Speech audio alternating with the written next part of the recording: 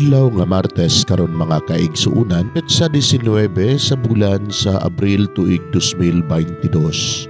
Ang pagbasa kinutlo gikan sa Ebanghelyo sumala ni San Juan, kapitulo 20, bersikulo 11 ngadto sa 18. Apan si Maria nagtindog nga naghilak didto sa gawas sa lubnganan. Unya miyuko siya aron paglili sa lubnganan ug nakita niya didto ang duha ka anghel nga nagbistig puti ug naglingkod sa dapit nga nahimutangan sa lawas ni Jesus.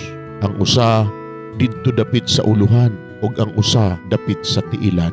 Babae, nganong naghila ka man? Sila nangutana kaniya. Si Maria mitubag, ila man gud nga gikuha ang akong Ginoo ug wala ako mahibalo kun hain nila ibutang siya. Sa pagkahuman niya sulti niini, milingi siya ug iyang nakita si Jesus nga nagbarog didto, apan wala siya makaila nga si Jesus di ay kadto.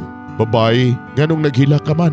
Nangutana si Jesus kaniya. Kinsa man ang imong gipangita? Nagtuo si Maria nga siya mao ang hardinero. Busa miingon siya kaniya, kun ikaw maoy nagkuha kaniya, tug-ani ako kun hain mo siya ibutang, kay kuhaon ko siya. Si Jesus miingon kaniya, Maria.